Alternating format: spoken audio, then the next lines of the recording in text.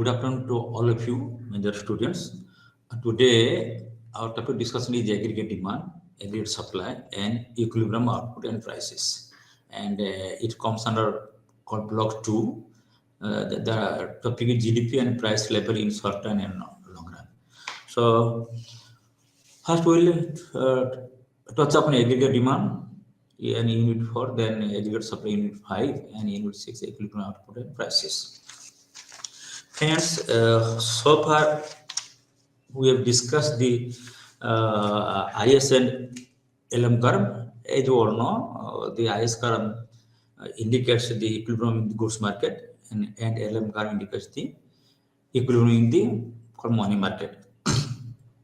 आमे आमर राज्य जो अच्छी जो मोर चाहिदा the derivation of the demand curve केमते आमे ए जो ISLM curve है परिवो मुसे भी आलोचना करियो आपण मन पाखरे आमे देखिचो जे गुड्स मार्केट रे हमरो इक्विलिब्रियम सतरा आसबो जेतरा होची it is indicated by the called IS curve okay आउ हमरो मुद्रा बाजार रे सेते बेला आसीची संतुलन आसीची इक्विलिब्रियम आसीची जते बेला आमे demand from supply money equal a point it is explain by the curve LM curve एवं तत्परे आमे आलोचना करथिलु केमती there will be single or simultaneous equilibrium in the economy as a whole.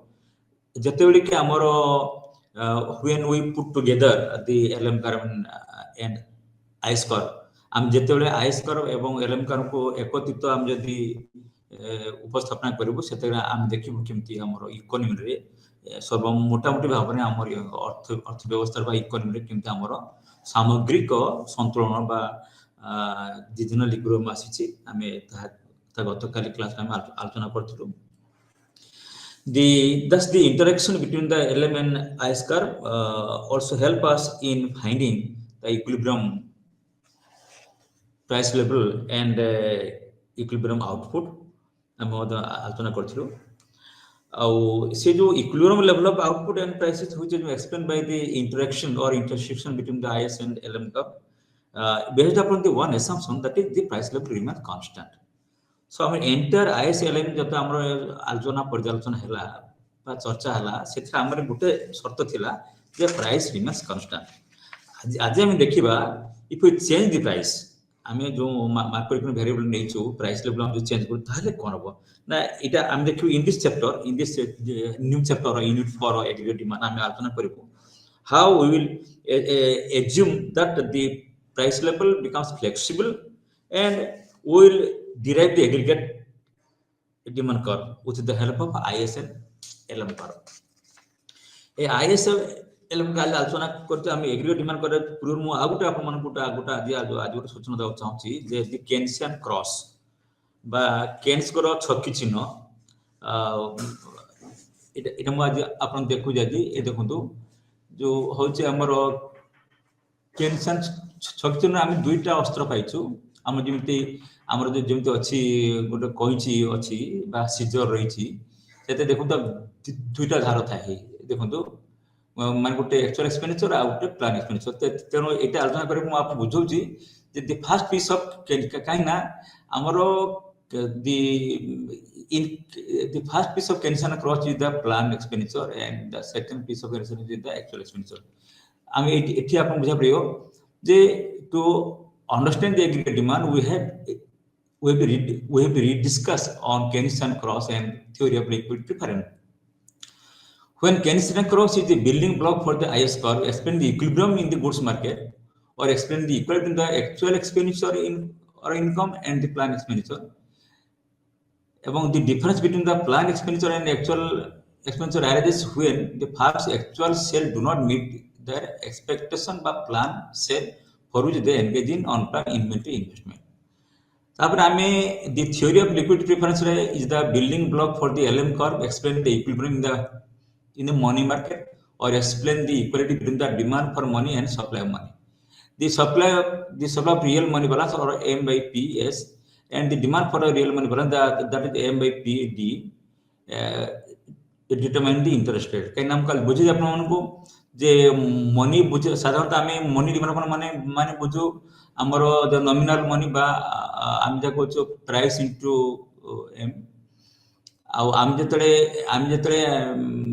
A pricing to y py होची nominal money आम जतले p टा divide कर देबो will get m by p equal to real money plus ता माने दी suppose हमर पास 500 टका 500 होची जाको नॉमिनल मनी आम जदि कहबो what the real money plus हम माछ केते से 500 टका केते परिमाण रो द्रव्य किनि परछि ताको कहा जिवो ताको रियल मनी बैलेंस ता माने दी 500 टका हला py बा nominal money divided by the p we get the m by p is equal to am धरिबो the real money balance तेनो ए जो real money balance रो सप्लाई होची एटा फिक्स्ड होची एवं the demand for money balance होची because the liquidity preference how people want to keep liquid money or idle money in hand काल मंद आलोचना करथि so at the equilibrium interest rate the quantity of real money balance demanded equals the quantity of money supply. Here the first piece of concern across is the planned expenditure. Planned expenditure means consumption by household, the investment by the farms and government expenditure. And it can be explained again that consumption means when the planned expenditure is denoted by E, then your consumption is denoted by the because consumption depends upon disponible income. So consumption is a function of the that is income minus tax. Disponible income. So and I stands for the it is for investment demand and G for government demand. So the planned expenditure depends upon income because higher income leads to a higher consumption, which is part of planned expenditure. The slope of this planned expenditure function is the marginal profit point which most may like to write upwards. I mean, and the second piece of that is Keynesian cross is actual in expenditure or Y curve or E curve, which starts from the point of origin having 45 degree. So when people's farms plan have been realized, then we can get the equilibrium. Plan expenditure is equal to consumption plus investment plus government expenditure, and actual expenditure is the expenditure. So actually actual expenditure means the amount the household, the farms and the government they spend, and the plan expenditure means the amount of money that is the household, the farms and the government would like to spend. They'll make a plan. I mean, Keynesian cross. It actual expenditure को होची 45 degree straight line. Plan expenditure होची which comes from upper portion of the OY axis. So the equilibrium in the Keynesian cross is at point A. ताने जेतेबेले जने बा लोक मानकर बा जेते फार्म मानकर से जहा बिकिया चाहउछंती ताकर actually selling is becoming their plan selling, or the equilibrium in the Keynesian cross is a point A where the income actual expenditure equals the planned expenditure. It हम देखिबा how the adjustment to equilibrium in the Keynesian cross is being made and changes in income and output is derived. It the adjustment to equilibrium, if the farms are producing at level Y1, then the planned expenditure is E1. So when the farms are producing at level Y1, ए जो plan expenditure at the time होच करके ना हमरो settle होच plan expenditure होच केते ना plan expenditure इटा सो वाई टू काट होच plan expenditure so now the plan expenditure is falling short of the actual expenditure ता माने एटी हमको बुझा पड़िबो the plan expenditure is less than the total supply of output और द टोटल प्रोडक्शन ता माने farms are selling less than what they expect होची तेनो एठी कोन हो माने when the farms are selling less than what they expect ताने aggregate demand falling short of the aggregate supply it कोन होची ना there will some unsold goods in market. So when there will be unsold goods in market, it means it will lead to an accumulation of the unplanned inventory by stock. I'm saying inventory stock body jibo. And unsold goods को हम goods and services हम कहूँ the inventory by stock. Then when the planned expenditure is less than the production or output, at that time we accumulate that is inventory or stock of goods. Okay, or here we making addition to the inventory when the sales is less than the plan. तेणु आम जब किसी जते द्रव्य बढ़ी हो बाजार रे अनसोल्ड हेउची बा बाजार बिक्री करि पाउनी एक्सेस सप्लाई हेउची से कोन हबो ना इट विल प्रोवाइड इंसेंटिव्स और बजाको disincentives to the producer to the farmer to produce less so that they will invest less, and when they will invest less they will lead to or they will employ less factors, and so in the society the income will be less. So there will tendency to fall in the output from Y1 to Y0, and the output and income will tend to fall.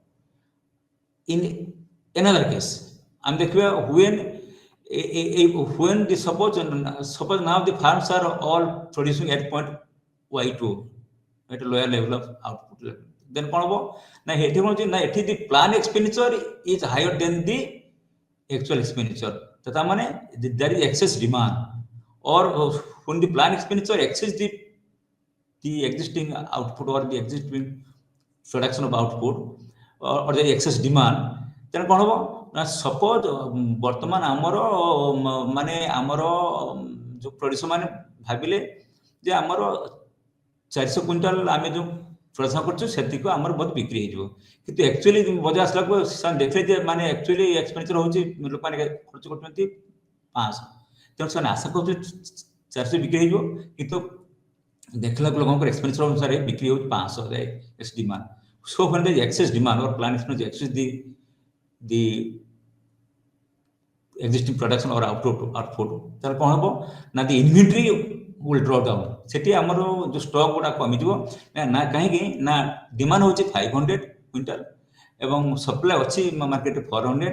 So here that mismatch between plan expenditure and the so when here the plan expenditure is greater than the actual expenditure ताले कौन हबो ना that will be more pressure on the stock or inventory. तेणु जो excess demand होची 5 minus for 100, so 100 will be adjusted in the market by bringing it from the stock. आमे by inventory जो stock अछि हमर फार्म मानको तासो आने ता माने कोन हो एठी जो फैक्ट्री रो जो stock ता कमी गला. So the amount or the unsold goods in the stock or in the inventory it reduces.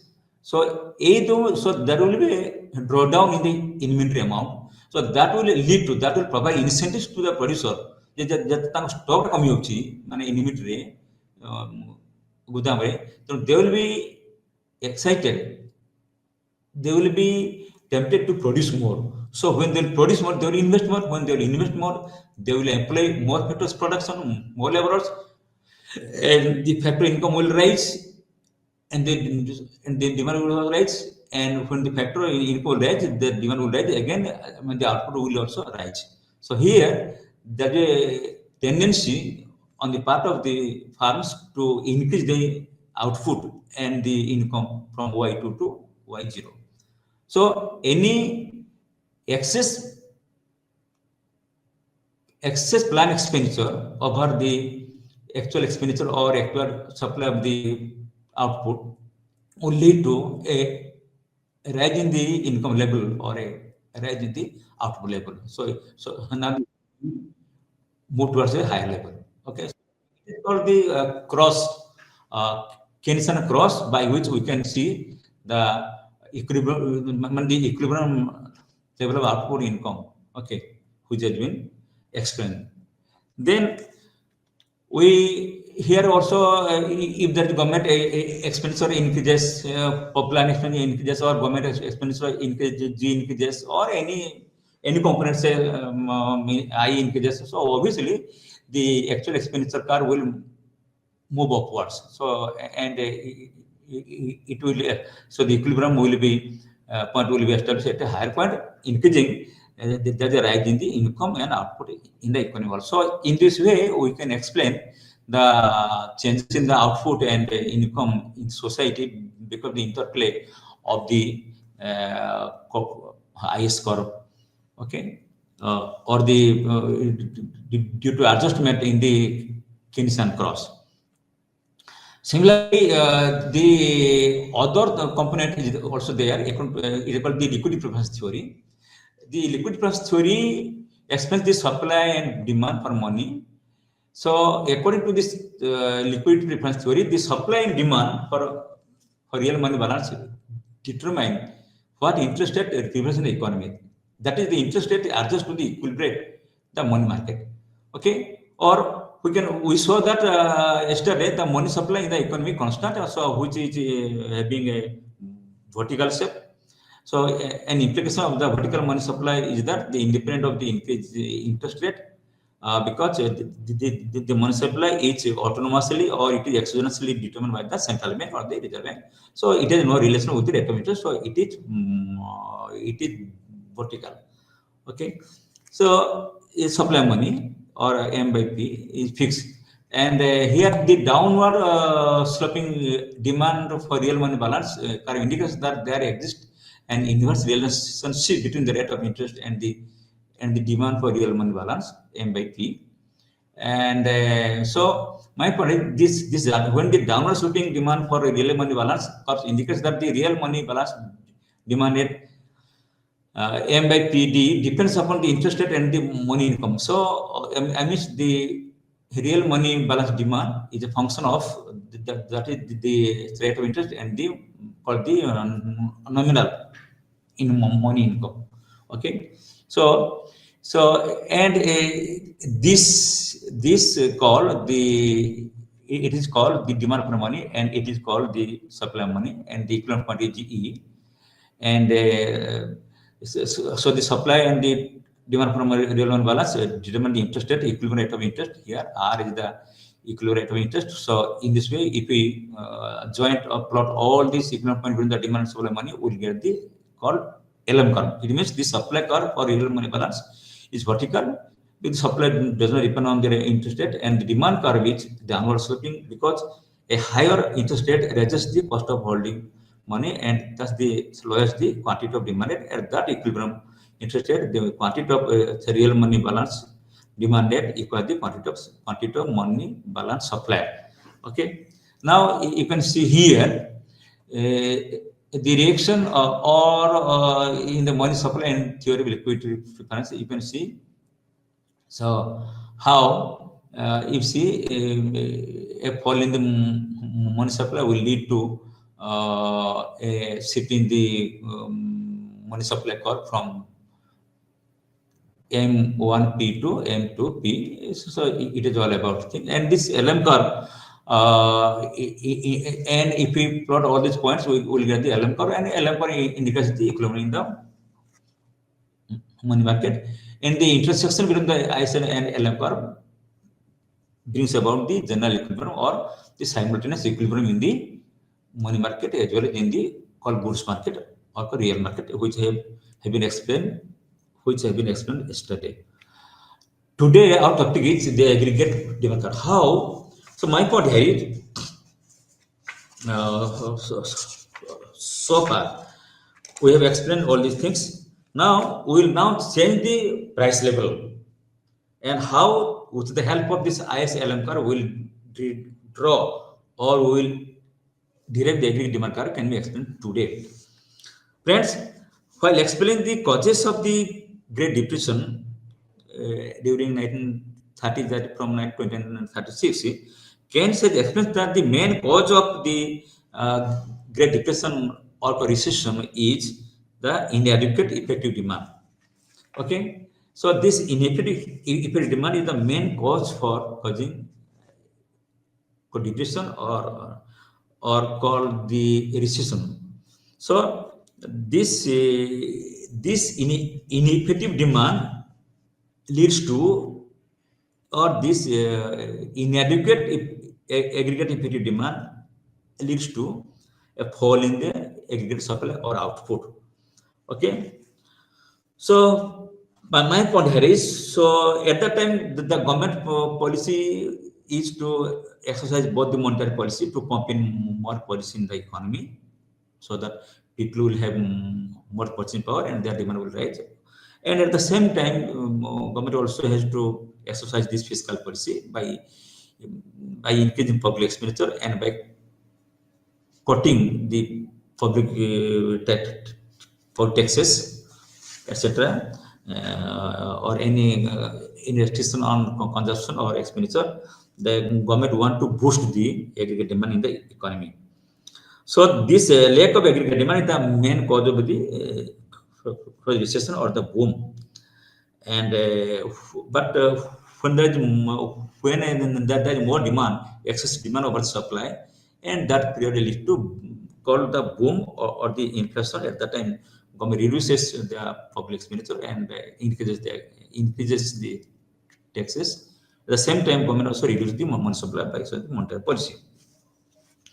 Now, how we will draw this aggregate demand curve with the help of ISLM curve? Now, we'll have a let us examine. You see, now suppose now price changes and increase in price. Suppose now price increases from, say, for example, due to any region, now the price changes. If the assumption under this aggregate demand theory, when the price change or any change in price, or suppose an increase in price will lead to an increase in nominal income.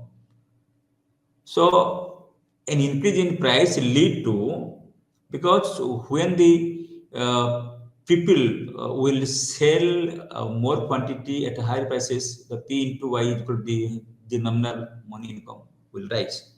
And when the nominal money income rises, it will lead to an increase in the demand for money. It leads to an increase in the demand for money. So when demand for money rises, or there is upward shifting of the LM curve, then would increase in the nominal money wage because of the increase in the price level, then what will happen? You see, this rise in the price level leads to increase in the nominal or PY or the nominal income, which in its turn will lead to increase in the demand for money. When the demand for money rises, when people want to hold more money in hand, obviously that will lead to an increase in the rate of interest. Okay, so a rise in price level leads to rise in the nominal money income. A rise in the nominal money income rises demand for money. When demand for money rises, that leads to a rise in the interest rate from R0 to R1. You see. So when due to demand for money, or increase in the demand for money increases, or demand for money increases, the rate of interest rises from R0 to R1. So this rise in demand, this rise in the rate of interest will lead to, you see, a fall in the plan investment. Okay. So this rise in the demand for money will shift the demand curve, MD curve, from M0D to M1D, and the new equilibrium rate of interest will be fixed at a higher level, that is R1. So that rise in the rate of interest from R0 to R1 will lead to a rise in the interest rate from R0 to R1 will lead to a fall in the rate of falling investment, because I have already told you the investment is inversely or negatively related with the rate of interest. Okay, will fall. So when there's a fall in the investment, there will also fall in expenditure, because the fall in investment, plan investment, will lead to fall in employment. And the investment money, production money, farm money, they will employ less number of factors, production, or less amount of labor. So when the less number of labor will be employed, so obviously the money income or will fall, and the aggregate or the demand will also fall. Fall. Okay, from C plus I0G to C plus I1G. Okay, it fall. So when the plan expenditure falls from this curve, that is C plus 10, I0 investment plus G2, C plus investment plus investment 1 plus 0. So obviously that fall in the public expenditure will lead to a fall in the output, because when the plan expenditure falls, demand falls, it will provide disincentives to the producer to produce less output, aggregate output. Okay, so when there is a fall in output, there is a fall in income, obviously income. Okay, so you see how a change in price is causing a fall in the level of income in the economy. Okay, obviously from 1 to 3 we can draw that is aggregate demand curve. It means you see when the price rises P0 to P1, okay, which leads to an increase in the nominal or money income. An increase in the nominal money income will lead to an increase in demand for money. An increase in demand for money causes a rise in the interest rate, and that causes a fall in the level of output. So when the price level changes from P0 to P1, obviously, okay.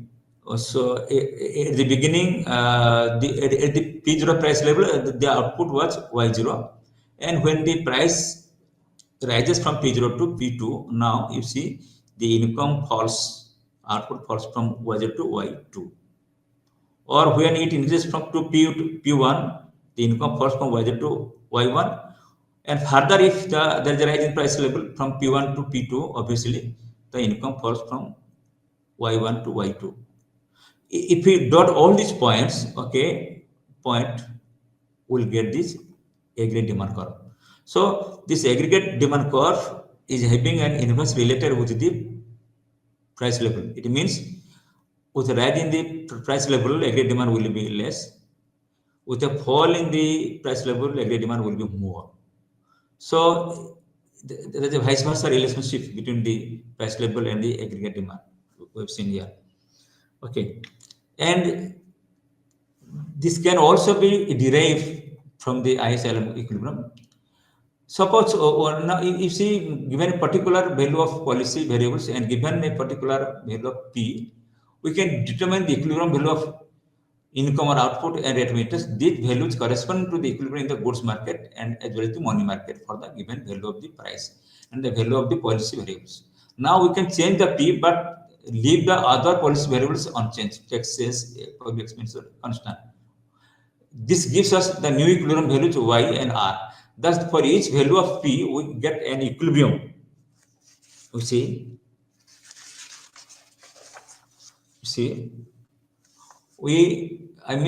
for it is called, now we change the P, but they leave the other variables unchanged. This gives us the new equilibrium value Y or output Y and rate of interest R.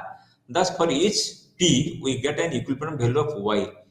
So the aggregate demand curve is just a plot of these values. We should know that each point on the aggregate demand curve corresponds to the equilibrium in the goods market as well as the money market. So every point in the aggregate demand curve indicates the equilibrium in the money market and equilibrium in the goods market. ଆମର ପ୍ରତ୍ୟେକ point ଯେତେବେଳେ ଆମେ ଏଡି ରଖୁଛୁ ଏଟା ବୁଝିଥିଲେ ଏଠି a ପ୍ରତ୍ୟେକ point indicate କରୁଛି the equilibrium in the goods market as well in the money market. ତେଣୁ ଦ୍ରବ୍ୟ ବଜାର ଏବଂ ମୁଦ୍ରା ବଜାରରେ ଯେଉଁ ସନ୍ତୁଳନ ରହିଛି ତାହା ଆମର ପ୍ରତ୍ୟେକ ଏଡି କାର୍ଭ ଉପରେ ପ୍ରତ୍ୟେକ ପଏଣ୍ଟରୁ ଆମ ସୂଚନା ଦିଏ। So the aggregate demand curve is just a plot of these values. We can plot this aggregate demand curve from the IS and LM equilibrium. Suppose the price level in the economy is P1, okay, as shown in this figure 4.3. The real money supply, which determines the position of the LM curve, is M by P1, which is fixed or is bar fixed. The intersection of the IS and LM curves gives the IS curve and the LM curve. So the intersection of the IS and LM curves gives the level of aggregate demand corresponding to the P1, a P1. and so the market in the lower portion is E1. It is like E1. Okay, so suppose the price level now increases to P2, the curve of LM or LM curve shows the LM curve based on the real money balance M bar upon P2 bar. The LM curve is to shift to the left, is to the left of the LM curve. So if you the LM2 curve is on the left of the LM1 curve based on the real money balance M upon M bar upon P2 bar. The LM2 curve is to the left of the LM1 curve. Since M prime by P prime 2 is less than M prime by P1 prime, the new equilibrium is at point E2. Behind the equilibrium lies dynamic adjustment process wherein excess demand for money leads to an increase in the interest rate. Okay, from I2 to I1. So I already told you a change in price leads to or an increase in price leads to increase in the the nominal income, and which will lead to more demand for money. An increase in the demand for money causes the rate of interest to move from I1 to so the it means the new it means when there's more demand for money, obviously there will be more demand for money will lead to the rising rate of interest, and that fall in the rising rate of interest will lead to less investment and less employment and less output. Okay, so when price of P rises from P1 to P2, causing the rate of interest from I1, you see, from I1 to I0. Okay, so sorry, it should be I0, it should be I1. Okay, so it happens, and because of the fall in the L number to the left. Okay, so it indicates that the inverse relationship between the price level and and and the output level. So all points on this aggregate demand curve E2 and E1 indicate equilibrium in the goods market and equilibrium in the money market. It is all about. So in this curve, we can see the shift in the aggregate demand curve. Okay, you see. So it means any change in the you see any change in the money supply can shift the aggregate demand curve. Okay. Similarly, we have assumed that the government expenditure and taxes are also fixed while drawing the aggregate demand curve. At the time we have fixed the monetary policy and fiscal policy. जो हमरो अछि fiscal policy एवं monetary policy fix रखिबो, hence the shift in the aggregate demand curve will be due to only any change in the government expenditure and taxes. So it means that any factor that was kept constant while drawing the aggregate demand curve will be reason behind the shift in the aggregate demand curve. We describe the impact of changes in the 5 factors on the aggregate demand curve, and there are 5 factors for causing increase in the demand or changing in the demand curve. They are investment, consumption, change in government expenditure, changes in taxes, changes in export and import. So you see, okay, so these economic variables are responsible. Macroeconomic variables are responsible for changes in the aggregate demand curve. Okay, so you see in panel 1, it is panel 1, it is panel 2. You see in panel 1, the panel 1 is a situation where the aggregate demand curve shift to the right from AD1 to AD2. Here at each level of P, so here price remains constant. Okay, so the equilibrium output will be determined at a high level, that is Y2 level, higher level. So in panel B, you see on the other hand, AD curve shift to the left from AD1 to AD2. Okay, so when there is a fall in the aggregate demand curve, shift to the left, AD1 to AD2. In this case, there is a decrease in the equilibrium level of output from Y1 to Y2. It should be Y2. Okay, E level. So we can see that how the aggregate demand curve shifts from. So when the demand in aggregate demand, it shifts towards right. When the fall in aggregate demand, it shifts towards the left. So a rise in aggregate demand causes an expansion of output from Y1 to Y2, and a fall in aggregate demand or the shift towards the left will cause, that is the fall in output from Y2 to Y1. Okay, so here, okay, so income and output. Okay, so an increase will lead to expansion of output. Any decrease will lead to fall in the output from Y2 to Y1. Okay. Then, so it is aggregate demand curve, and it is also the multiplier effect. It is called the multiplier effects are there, which an increase in the autonomous aggregate expenditure shifts the aggregate demand curve to the right. On the other hand, any reduction in the autonomous aggregate expenditure shifts the aggregate demand curve to the left. If we assume a constant price level and constant interest rate, then the multiplier effect is that is known as the alpha G. If we consider the flexible price level and interest rate, as in the case of IS and LM, we have already discussed, then we obtain the two multiplier, the fiscal policy multiplier and monetary policy multiplier. The fiscal policy multiplier shows the impact of changes in government spending on equilibrium income when money supply is kept constant. When money supply is kept constant, but when the government spends more money, then more people will be. Suppose government spends more money in various public works programs, it will employ more people, more laborers, more factories. So the income will rise. So that an increase in the government spending will lead to an increase in the income, and the equilibrium will be established at a higher point. As defined as the amount of change in national income for a given change in the government spending, while holding the real money supply constant. The monetary policy multiplier, on the other hand, is defined as the amount of change in national income for a given change in the real money supply. And when the more money will be injected to the economy, more money will be supplied by the central bank to the economy, or more money will be injected through the banks to the public, they will have more purchasing power.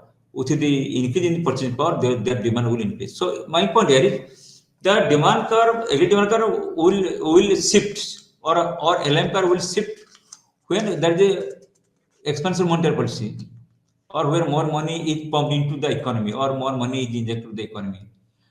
On the other hand, the IS curve will shift towards the right. Okay, when there will be more public expenditure, or there is reduction of taxes. Okay, so in both the cases, when the money supply will increase, and when all the public expenditure will increase by fiscal policy, okay, price remains constant, what will happen? In both cases, there will be a rise in income from Y0 to Y1 or Y2. Here also the rise of output will be, or income will be, from Y0 to Y1 to Y2. Okay, so you see how any shifting the LM curve or IS curve will lead to an increase in the level of output and income.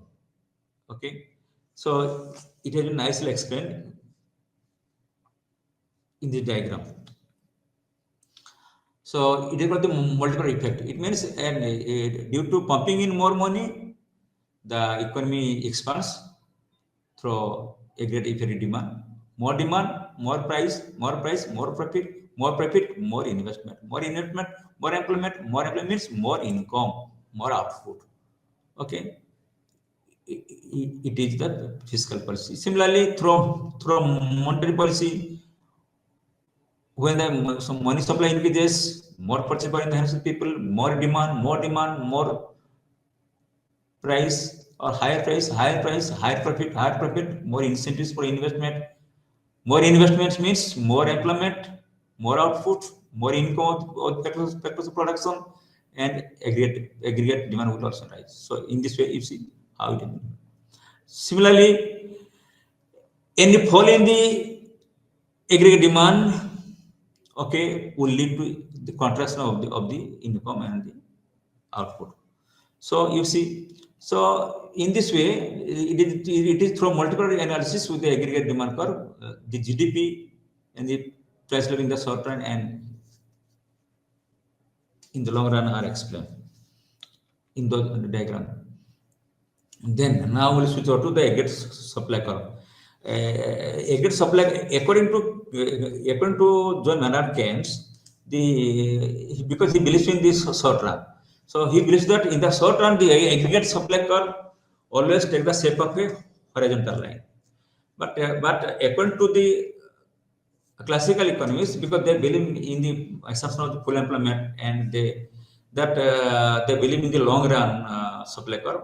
So according to the classical economist, the shape of the aggregate supply curve is vertical one. Okay, because in the short run, Keynes believes that the aggregate supply curve is likely to be horizontal during the period of recession or depression when the total output in the economy is short or at a very lower level. There are two important phases of business cycle. One is the expansionary phases and another is known as the recession phases. During the recession phase or for the deflationary situation, overall output in the economy has a tendency to decline because they fall in a price level, fall in aggregate demand, fall in investment, fall in income, fall in employment. When the economy is passing through the recession phase or deflationary phase, there is excess capacity in the economy. So, because the economy has not reached the point of full employment, so any increase in demand will lead to the increase in supply. So, there will be endless increase in supply. It means if firms expect the recession in the economy to be short, they would choose to hold the excess capacity. In that cases, if demand increases, the firms would increase the output much more than the increase in price. Okay, here the output will increase. It means a small change in or a small increase in price level will lead to great change or proportionally great change in the output. So and the supply. So here, according to the Maynard Keynes, in this short run, a small change in price level causes an infinite change in or increase in the change in the aggregate supply. Therefore, according to John Maynard Keynes, the aggregate supply curve takes the shape of a horizontal shape. Okay, and here the expansion of the classical economists that they believe on the assumption of the full employment. The economy has already reached the full employment. So therefore, according to the classical economist, the aggregate supply curve is vertical, indicating that there is full employment level in the economy. And the classical aggregate supply curve is based on the assumption that the labor market is in equilibrium with the full employment of the labor force. If in certain sectors of the manufacturers face high demand, they raise the price for their product, but they cannot raise the output supply because already all the factors of production are already in a situation or situated or are already fully employed. So as the sector witness a high growth due to a high demand, then they plan to invest more, buy more machinery, more materials, more labor, etc. So the by engaging more inputs or more factors production, capital than machinery, or more inputs or more labor, they can increase the supply. Okay, it is the side effect of shifting the factors of production. So here only within the economy, the shift of the factors of production away from the lower demand sector or from the lower demand farm to the higher demand farm or from the lower demand sector to the higher demand sector.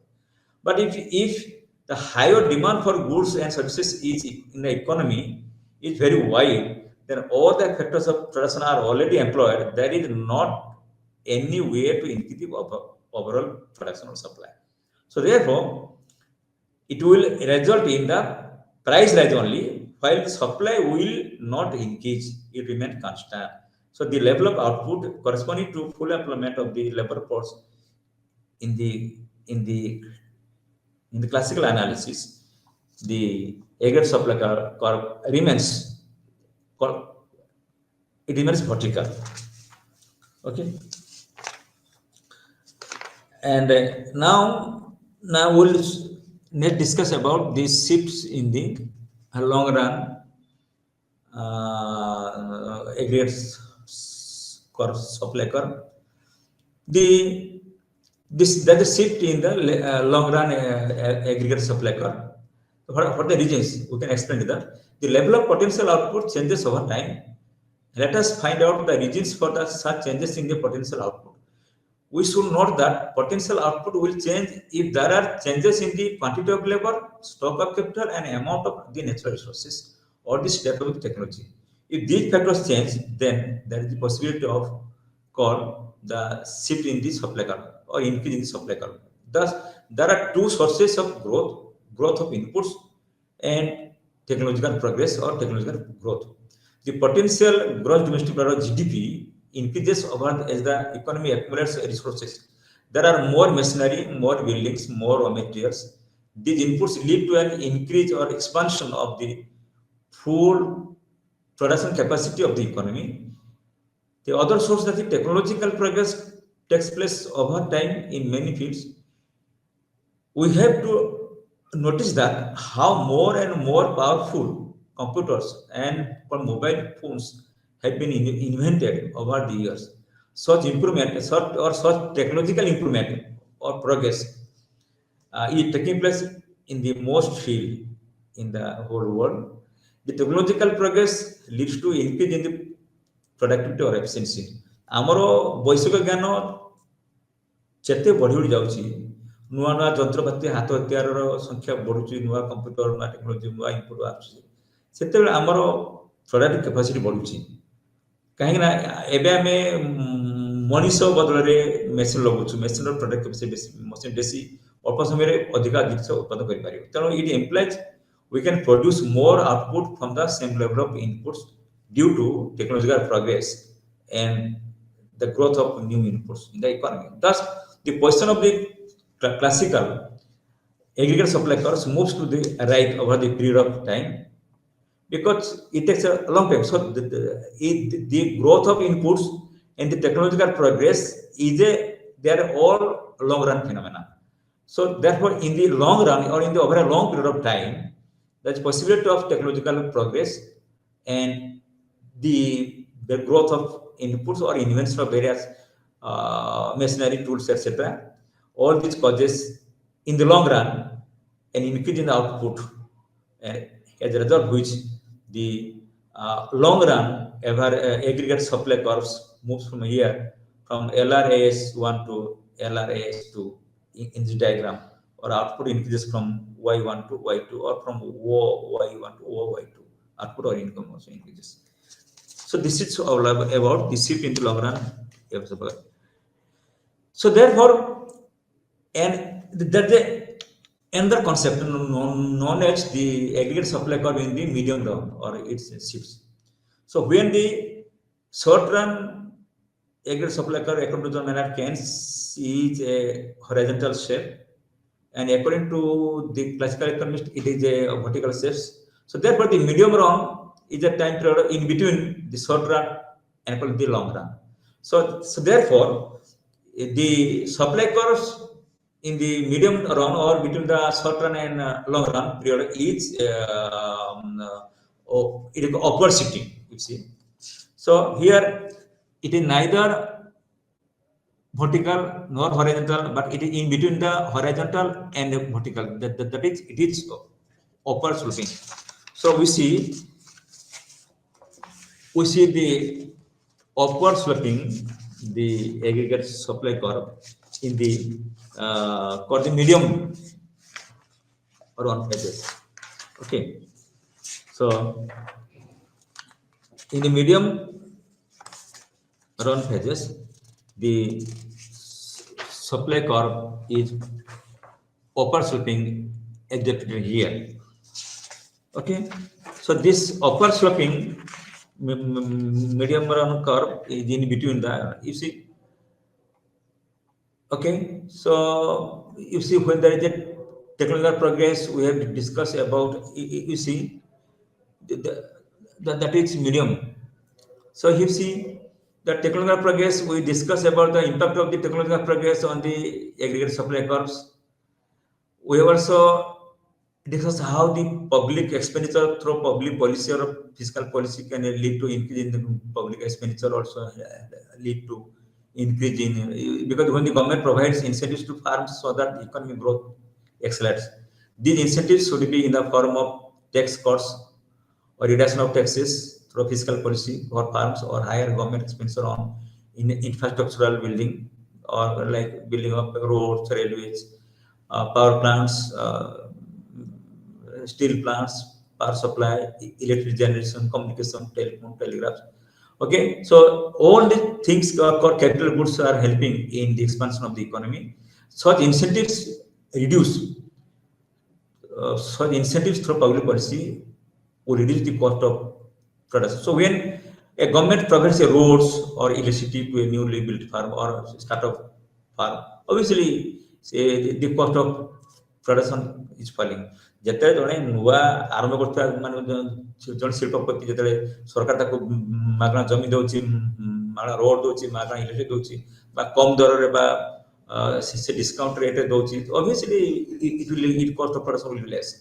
Okay, so therefore the average supply curve shifts to the right, or the corporate firms will be encouraged, tempted to produce more. Okay, so if the government policies are such that it increases the cost of production by stricter, by very called stricter environmental norms. Say for example, if government imposes more taxes and reduces public expenditure, then there will be shift in the average aggregate supply curves from AS to S1.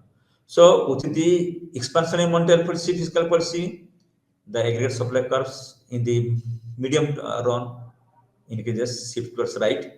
And in case of any tight monetary policy, or say restrictive fiscal policy, or by reduction of public expenditure, or by imposing higher taxes on the farms, etc., obviously it will send the this provide incentives to produce less, and therefore the aggregate supply curve would shift towards left. So this is all about the aggregate supply curve in the medium run and its shifts. Okay, let's explain.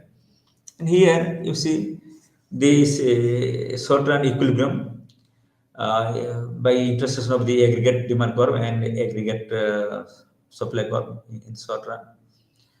And so the short run equilibrium is achieved when the short run aggregate supply curve and aggregate demand curve intersect. In this figure, we present the short run aggregate supply curve and aggregate demand curves. The curves intersect at point E,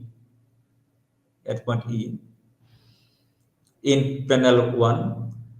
So here the SRAC and AD curves, aggregate demand curve and short run aggregate supply curves, they intersect at point E. And the equilibrium point is E. The equilibrium output is Y1, and the equilibrium price is P1. Okay, so this is about the determination of the equilibrium output and price in this short run. In the long run, you see, in the long run, the aggregate demand curve is AD, and in the long run, the long run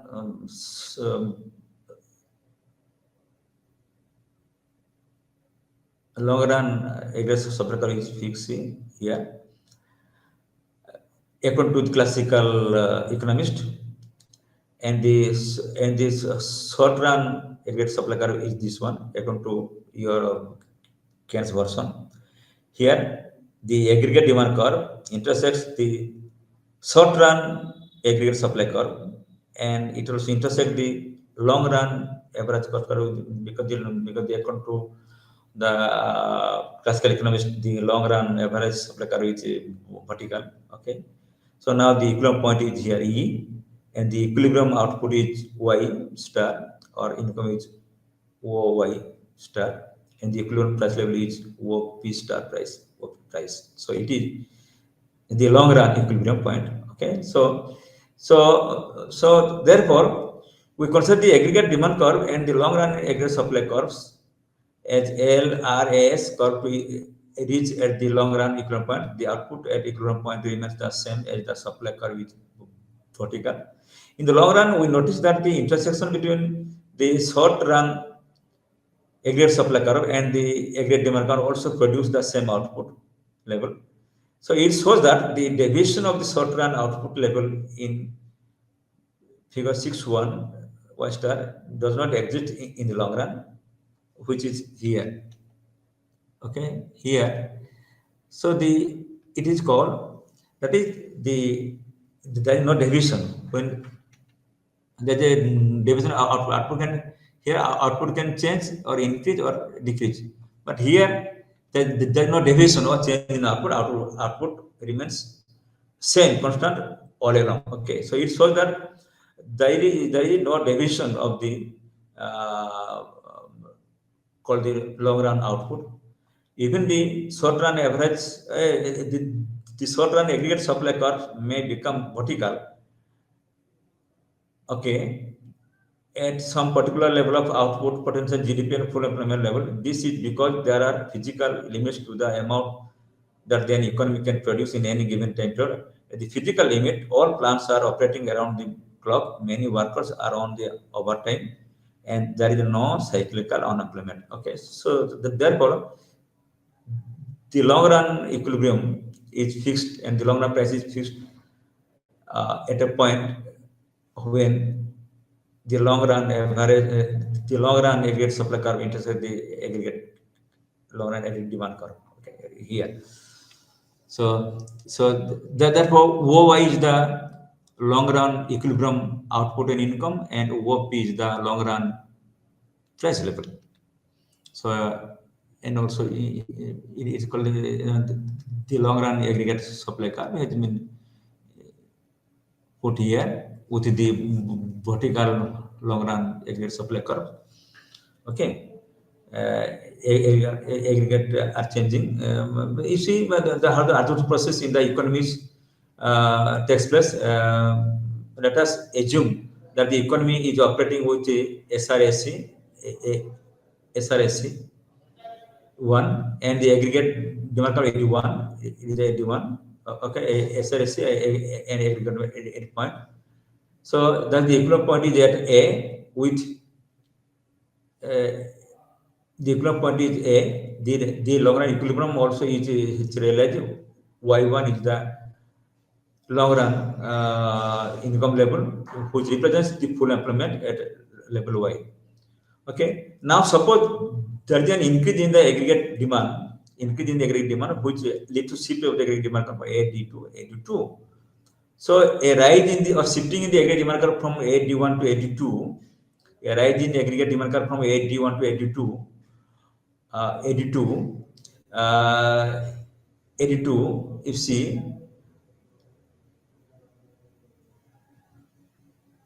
AD2, so the production capacity of the economy cannot be increased in the short run. Thus, the economy will continue to operate with the SRSC, with the SRSC at B. So we move along the SRSC curve, and in response to the shift in the aggregate demand curve, both the price level and the aggregate output rise from Y1 to Y2, okay, and the price level rise from P1 to P2, yeah, and the equipment is B1. So it is all about the it is called the GDP and the price level in the short run and long run, and the long run average supply curves, how it leads to changes in the output. Okay,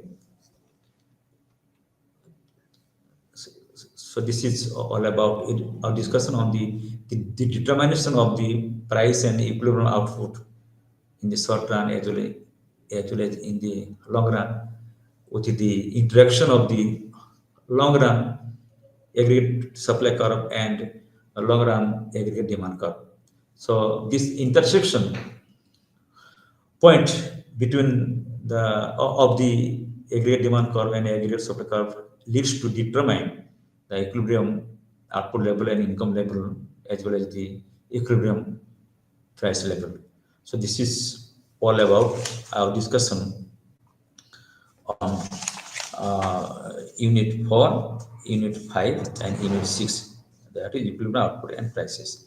So today we completed under Block 2, under a BECC 134, we completed 3 units. Unit 4 about aggregate demand, Unit 5 as aggregate supply, and Unit 6 with regard to equilibrium output and prices in the economy as a whole.